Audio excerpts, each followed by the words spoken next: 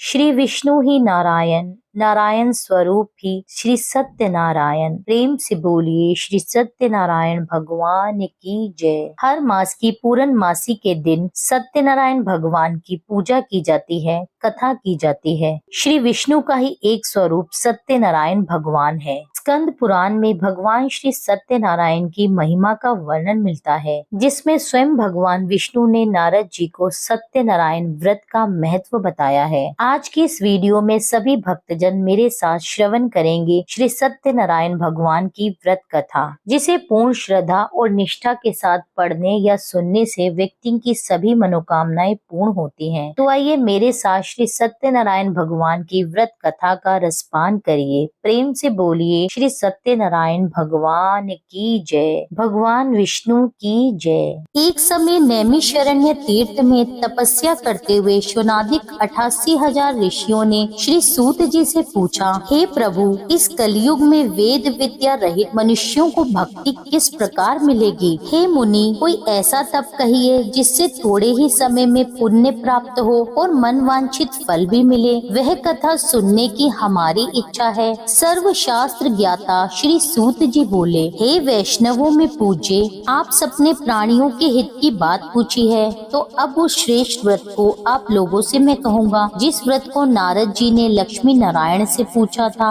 और लक्ष्मीपति ने मुनि श्रेष्ठ नारद से कहा था। तो आप ध्यान पूर्वक सुनिए। एक समय योगी राज नारद जी दूसरों के हित की इच्छा से अनेकों लोकों में घूमते हुए मृत्यु लोक में आ पहुँचे। यहाँ अनेक योनियों में जन्मे हुए प्राय सभी मनुष्यों को अपने कर्मों द्वारा अनेकों दुखों से पीड़ित देखकर सोचने लगे, किस यत्न करने से निश्चय ही प्राणियों के दुखों का नाश हो सकेगा। ऐसा मन में विचार सोचकर नारद जी विष्णु लोक को गए। वहाँ श्वेत वर्ण और 4 भुजाओं वाले देवों के ईश नारायण को देखकर, जिनके हाथों में शंख चक्र गदा और पद्म थे तथा वरमाला धारण किए हुए थे, नारद जी भगवान विष्णु की स्तुति करके बोले, हे भगवान, आप अत्यंत शक्ति से संपन्न हैं। मन और वाणी भी आपको नहीं पा सकती। आपका आदि मध्य अंत नहीं है। निर्गुण स्वरूप, सृष्टि के आदिभूत और भक्तों के दुखों को नाश करने वाले हो। आपको मेरा नमस्कार है। नारद जी के इस प्रकार की स्तुति सुनकर भगवान विष्णु बोले, हे मुनि श्रेष्ठ, आपके मन में क्या है? आपका किस काम के लिए यहाँ आगमन हुआ है? आप निसंकोच मुझसे कहिए। तब नारद मुनि बोले, मृत्यु लोक में सब मनुष्य जो अनेक योनियों में पैदा हुए हैं, अपने अपने कर्मों के द्वारा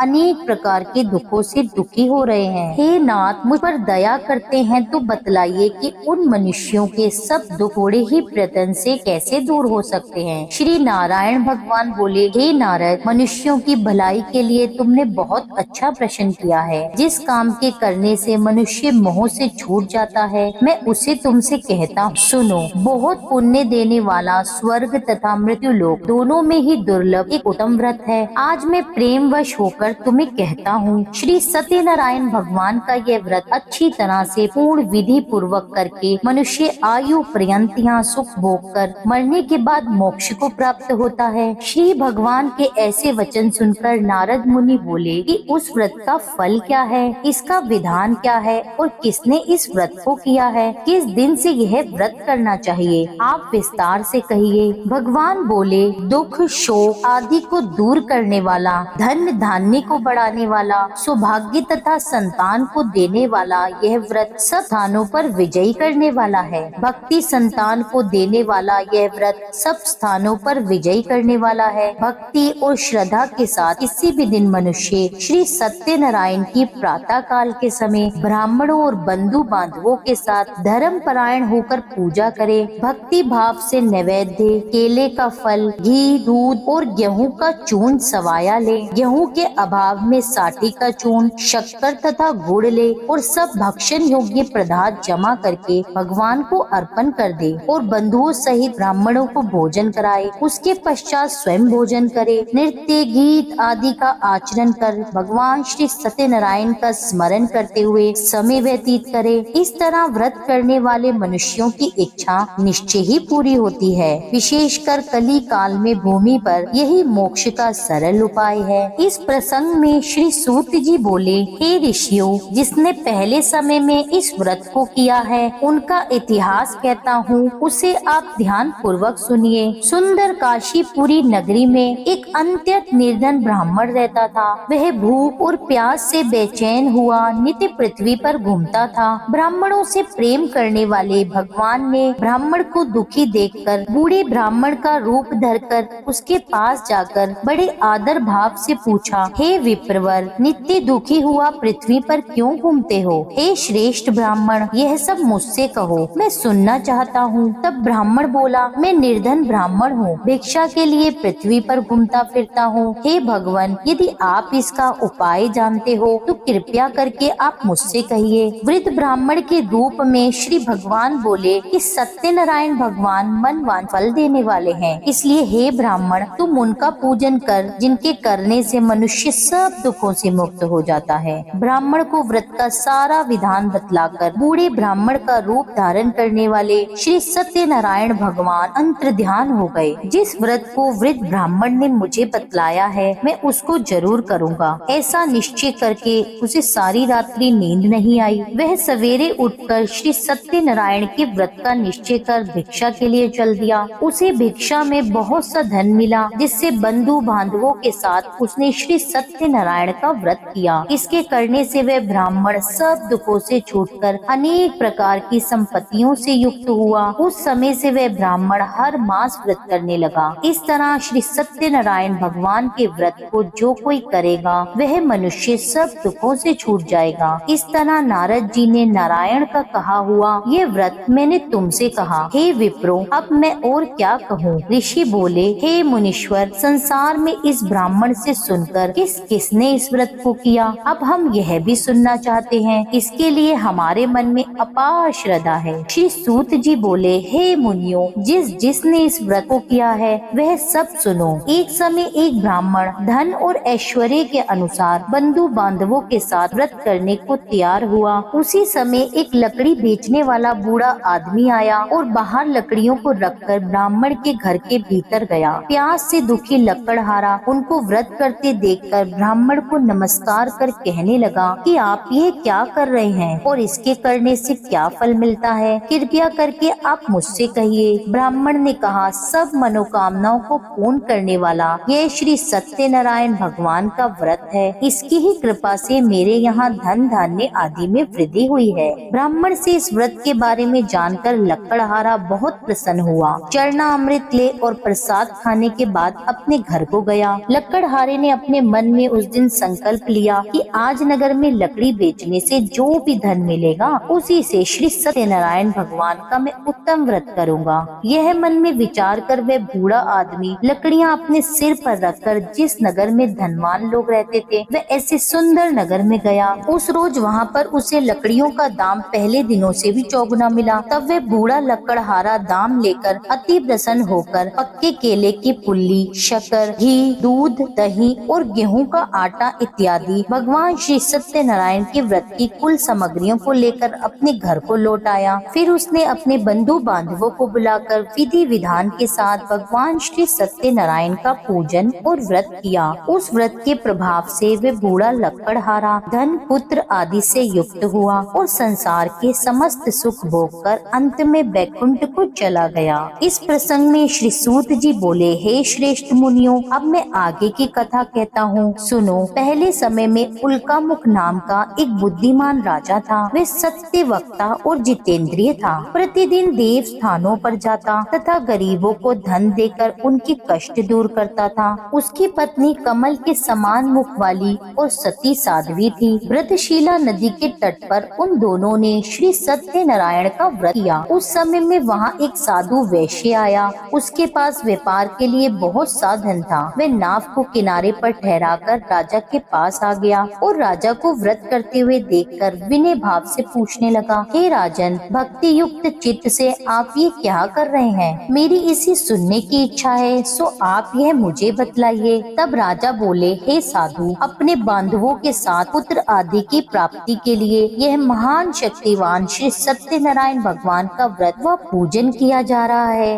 राजा के ऐसे वचन सुनकर साधु आदर से बोला, हे राजन, मुझसे इस सब का विधान कहो, मैं भी आपके कथना अनुसार इस व्रत को करूँगा। मेरे कोई भी संतान नहीं है और निश्चय ही इससे होगी। राजा से सब विधान सुन व्यापार से निर्वित हो वे आनंद के साथ घर गया। साधु ने अपनी स्त्री से संतान देने वाले उस व्रत का समाचार सुनाया और कहा कि जब मेरे संतान होगी तब मैं इस व्रत को करूँगा। साधु ने ऐसे वचन अपनी पत्नी लीलावती से कहे। एक दिन उसकी पत्नी लीलावती पति के साथ आनंदित हो संसारिक धर्म में प्रवृत्त होकर श्री सत्यनारायण भगवान की कृपा से गर्भवती हो गई और 10वें महीने में उसके एक सुंदर कन्या का जन्म हुआ। दिनों दिन वे इस तरह बढ़ने लगी जैसे शुक्ल पक्ष का चंद्रमा बढ़ता है। कन्या का नाम कलावती रखा गया। तब लीलावती ने अपने पति से कहा कि जो आपने संकल्प लिया था कि मैं भगवान का व्रत करूंगा, अब आप उसे पूर्ण कीजिए। हे प्रिय, मैं कन्या के विवाह पर इस व्रत को अवश्य करूंगा। इस प्रकार वह अपनी पत्नी को आश्वासन देकर वह व्यापार करने चला गया। काफी दिनों के बाद घर लौटने के बाद नगर में सखियों के साथ अपनी पुत्री को उसने खेलते देखा। वैश्य ने तुरंत कलावती के लिए एक सुयोग्य वर की तलाश आरंभ कर दी। कंचन नगर के एक सुयोग्य वणिक पुत्र से अपने बंधु बांधव सहित प्रसन्न मन से अपनी पुत्री का विवाह उसके साथ कर दिया। किंतु दुर्भाग्य से विवाह के समय भी वह उस व्रत को करना भूल गया। तब श्री भगवान क्रोधित हो गए और श्राप दिया कि तुम्हें दारुण दुख प्राप्त होगा। अपने कार्य में कुशल साधु बनिया जमाता सहित अपने जवाई सहित समुद्र के समीप स्थित रतनपुर नगर में गया और वहाँ दोनों ससुर जमाई चंद्रकेतु राजा के उस नगर में व्यापार करने लगे। एक रोज भगवान श्री सत्यनारायण की माया से प्रेरित कोई चोर राजा का धन चुराकर भागा जा रहा था, किंतु राजा के दूतों को आता देखकर चोर ने घबराकर भागते हुए राजा के धन को वहीं चुपचाप रख दिया जहां वो ससुर और जवाई ठहरे हुए थे। जब दूतों ने उस साधु वैश्य के पास राजा के धन को रखा देखा तो वे दोनों को बांधकर राजा के पास ले गए और प्रसन्नता के साथ दौड़ते हुए राजा के समीप जाकर बोले, यह दो चोर हम पकड़कर लाए हैं, कृपया आज्ञा दें। तब राजा की आज्ञा से उन्हें कठोर कारावास में डाल दिया गया और उनका सारा धन भी छीन लिया। श्री सत्यनारायण भगवान के श्राप द्वारा उनकी पत्नी भी घर पर बहुत दुखी हुई और जो घर का सारा धन रखा था वह भी चोर चुरा कर ले गए। शारीरिक और मानसिक पीड़ा तथा भूख प्यास से अति दुखित होकर अन्न की चिंता में कलावती एक ब्राह्मण के घर पहुंची। वहां उसने श्री सत्यनारायण भगवान का व्रत होते देखा। फिर उसने कथा सुनी और प्रसाद ग्रहण कर रात को घर आई। माता ने कलावती से कहा, हे पुत्री, अब तक कहाँ रही और तुम्हारे मन में क्या चल रहा है? कलावती बोली, हे माता, एक ब्राह्मण के घर श्री सत्यनारायण भगवान का व्रत होते देखा है। कन्या के ऐसे वचन सुनकर लीलावती भी भगवान के पूजन की तैयारी करने लगी। लीलावती ने परिवार और बंधुओं सहित श्री सत्यनारायण भगवान का पूजन किया और वर मांगा कि मेरे पति और दामाद शीघ्र ही घर आ जाएं। साथ ही यह भी प्रार्थना की कि हम सबका अपराध क्षमा करो। श्री सत्यनारायण भगवान उस व्रत से संतुष्ट हो गए और राजा चंद्रकेतु को स्वप्न में दर्शन देकर कहने लगे, हे राजन, दोनों वैश्यों को प्रातःकाल ही छोड़ दो और उनका सब धन जो तुमने ग्रहण किया है वह उन्हें दे दो, नहीं तो मैं तेरा राज्य, धन, पुत्र आदि सब नष्ट कर दूंगा। राजा से ऐसे वचन कहकर भगवान अंतर्ध्यान हो गए। प्रातःकाल राजा चंद्रकेतु ने सभा में अपना स्वप्न सुनाया और फिर दोनों वणिक पुत्रों को कैद से मुक्त करके सभा में बुलाया। दोनों ने आते ही राजा को नमस्कार किया। राजा मधुर वाणी में बोला, हे महानुभावों,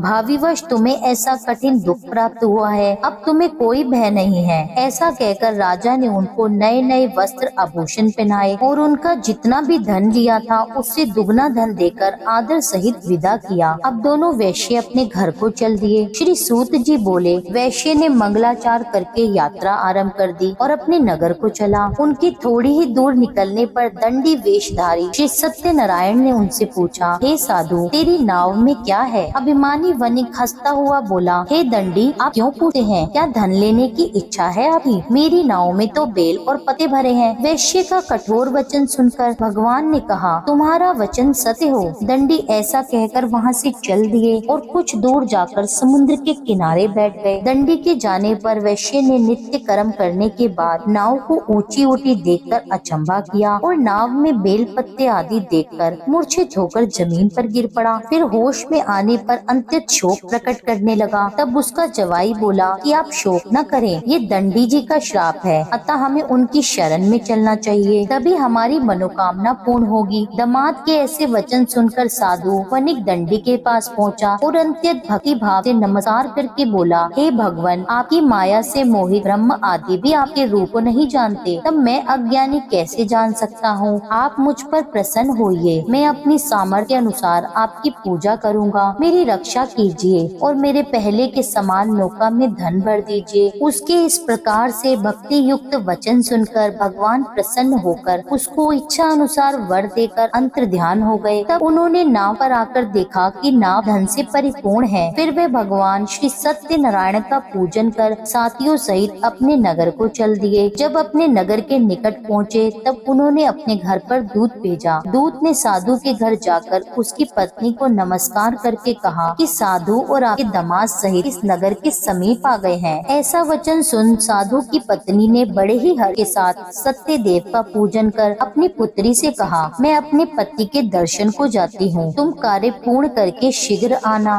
पूजा पूर्ण कर लेना। माता के ऐसे वचन सुनकर कलावती प्रसाद छोड़कर पति के पास गई। प्रसाद की अवज्ञा के कारण भगवान सत्यदेव ने रुष्ट हो उसके पति को नाव सहित पानी में डुबो दिया। कलावती अपने पति को न देखकर रोती हुई जमीन पर गिर पड़ी। इस तरह नौका को डूबा हुआ और कन्या को रोता देख साधु दुखी हो गया और दुखित स्वर में भगवान से बोला, हे प्रभु, मुझसे या मेरे परिवार से जो भूल हुई है उसे आप क्षमा करो। उसके दीन वचन सुनकर भगवान सत्यदेव प्रसन्न हो गए और आकाशवाणी हुई, हे साधु, तेरी कन्या मेरे प्रसाद को छोड़कर आई है, इसलिए उसका पति अदृश्य हुआ है। यदि वे घर जाकर प्रसाद खाकर लौटे तो इसे इसका पति अवश्य मिलेगा। ऐसी आकाशवाणी सुनकर कलावती ने घर पहुंचकर प्रसाद खाया, फिर आकर पति के दर्शन किए। तत्पश्चात साधु ने बंधु बांधवों सहित श्री सत्यनारायण का विधि पूर्वक पूजन किया। उस दिन से वे प्रत्येक पूर्णिमा को श्री सत्यनारायण भगवान का पूजन और कथा करने लगा और फिर इस लोक का सुख भोग कर अंत में स्वर्ग लोक हो गया। इस प्रसंग के बाद श्री सूत जी बोले, हे ऋषियों, मैं और भी एक कथा कहता हूँ, तुम सुनो। प्रजा पालन में लीन तुंग ध्वज नाम का एक राजा था। उसने भी भगवान का प्रसाद त्याग कर बहुत दुख पाया। एक समय वन जाकर वह वन्य पक्षियों को मारकर बड़ के नीचे बैठा। वहाँ उसने ग्वालों को भक्ति भाव से बांधुओं सहित श्री सत्यनारायण का पूजन करते हुए देखा। राजा ये देखकर अभिमानवश वहाँ नहीं गया और न ही नमस्कार किया। जब ग्वालों ने भगवान का प्रसाद उसके सामने रखा तो वह प्रसाद को त्याग कर अपनी सुंदर नगरी को चला। वहीं उसने अपना सब कुछ नष्ट पाया तो वह जान गया कि यह सब भगवान ने ही किया है। तब वह विश्वास कर ग्वालों के समीप गया और विधि पूर्वक पूजन कर प्रसाद खाया तो भगवान श्री सत्यनारायण की कृपा से पहले जैसा था उसका सब कुछ वैसा ही हो गया। फिर दीर्घ काल तक वह सुख भोग कर मरने पर स्वर्ग लोक हो गया। जो मनुष्य इस परम दुर्लभ व्रत को करेगा, भगवान की कृपा से उसे धन धान्य की प्राप्ति होती है तथा सब मनोरथ पूर्ण होकर अंत में वैकुंठ धाम को जाता है। जो मनुष्य इस परम दुर्लभ व्रत को करेगा, श्री सत्यनारायण भगवान की कृपा से अपार धन की उसे प्राप्ति होगी। इस व्रत के प्रभाव से निर्धन धनी बंदी बंधन से मुक्त होकर निर्भय हो जाता है। संतानहीन को संतान की प्राप्ति होती और सभी मनोरथ पूर्ण होकर अंत में वैकुंठ धाम को जाता है। यह सत्य है। श्री सूत जी कहते हैं कि ब्राह्मणों की मैंने आपको श्री सत्यनारायण भगवान की यह पावन कथा सुनाई है। इस व्रत का पालन करके मनुष्य सभी दुखों से मुक्त हो जाता है। विशेषता कलयुग में श्री सत्यनारायण की पूजा महान फल देने वाली है। इन देवता को कोई सत्यनारायण कहते हैं तो कोई सत्य देव कहते हैं। अनेक रूपों में श्री सत्यनारायण भगवान सभी के मनोरथों को पूर्ण करते हैं। यह सनातन सत्य देव कलयुग में सत्य व्रत के रूप में अवतरित होंगे। हे श्रेष्ठ मुनियों, जो मनुष्य नित्य इसका पठन व श्रवण करता है, श्री सत्यनारायण भगवान की कृपा से उसके सभी पाप नष्ट हो जाते। प्रेम से बोलिए श्री सत्यनारायण भगवान की जय। श्री सत्यनारायण संपूर्ण व्रत कथा समाप्त है। अब आप सुनिए श्री सत्यनारायण भगवान की आरती। जय लक्ष्मी रमणा स्वामी, जय लक्ष्मी रमणा सत्यनारायण स्वामी जनपातक हरणा। जय लक्ष्मी रमणा। रतन जड़ित सिंहासन अद्भुत छवि राजे। नारद करत निराजन घंटा ध्वनि बाजे।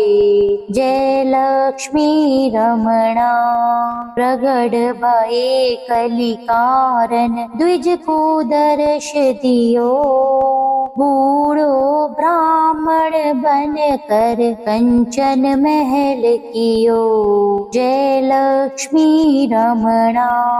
दुर्बल भील कठारो इन पर कृपा करी। चंद्रचूड़ एक राजा जिनकी विपत्ति हरी। जय लक्ष्मी रमणा। वैश्य मनोरथ पायो शरधा तज दीनो। सो फल भोग्यो प्रभु जी फिर स्तुति कीनी। जय लक्ष्मी रमणा। भाव भक्ति के कारण छिन छिन रूप धर्यो। शरधा धारण कीनी तिनको काज सरयो। जय लक्ष्मी रमणा। ग्वाल बाल संग राजा वन में भक्ति करी। मन वांछित फल दीनो दीन दयाल हरि। जय लक्ष्मी रमणा। चढ़त प्रसाद सवाया कदली फल मेवा। धूप दीप तुलसी से राजी सत्य देवा। जय लक्ष्मी रमणा। श्री सत्यनारायण जी की आरती जो कोई नर गावे। प्रेम सहित गावे। कहत शिवानंद स्वामी कहत हरि हर स्वामी। मन वांछित फल पावे। जय लक्ष्मी रमणा। स्वामी जय लक्ष्मी रमणा। सत्यनारायण स्वामी जनपातक हरना। जय लक्ष्मी रमणा। यह था आज का वीडियो। उम्मीद करती हूँ यह वीडियो आपको पसंद आया होगा। कथा पसंद आई हो तो मेरे चैनल को सब्सक्राइब कर लीजिए और वीडियो को लाइक कर दीजिए। मिलती हूँ आपसे एक अगली वीडियो में। जब तक के लिए जय श्री राधे।